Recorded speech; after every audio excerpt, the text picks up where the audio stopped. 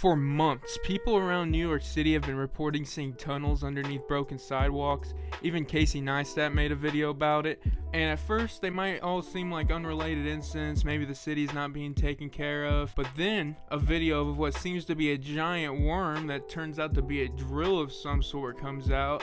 And then this guy on Twitter is saying for weeks that he hears Jewish people underneath his home, and people start calling him, anti-Semitic and schizophrenic and every other name. But now, all these leads come together when a video of a seemingly Jewish man crawling out of a hole. And after some investigation, they find a whole tunnel system connected to a synagogue, and people are like, what the heck is going on? Did they get too deep into VR Minecraft and needed a place to store their diamonds and emeralds? Or is there something more sinister afoot? So I've done some digging, and what I've found out about this conspiracy will shock your soul and keep you up at night until the day you rot. So join me on this episode of Nature's Mysteries as I tell you the real secret about what's going on underneath New York City.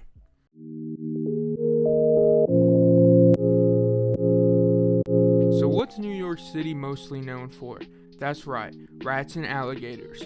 Rats and alligators are notorious enemies from birth and have been going to war with each other since 200 BC, with New York City being their main stomping ground, pun intended. And let's face it, what's more likely to build a tunnel? A Jewish person or a rat and an alligator? This video of what people are saying is a drill is obviously an Alaskan bullworm. And if you know anything about Alaskan bullworms, is that rats have domestic custody of them since the election back in 1966. So obviously the rats are trying to create tunnels because the alligators are getting too big for the sewers. So they get the alligators in the tunnels so the rats can go back to the sewers, obviously.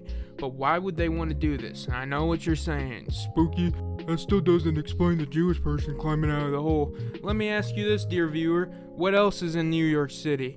That's right, Teenage Mutant Ninja Turtles. And what is the easiest costume to make? That's right, a Jewish person. So this is obviously a Teenage Mutant Ninja Turtle dressed up as a Jewish person to perpetuate the argument for anti-Semitism in the world, because the Ninja Turtles are notoriously anti-Semitic. But I know what you're asking. Which Ninja Turtle is it?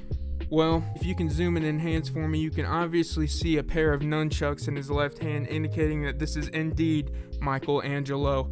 Putting all the pieces together, we can see obviously that Master Splinter is using his rat army to create tunnels for the Ninja Turtles so they have a place to sleep because the alligators are getting too big. And we know from Teenage Mutant Ninja Turtles Out of the Shadows, directed by Michael Bay, that the Ninja Turtles want to be human because they feel like freaks because they look like freaks.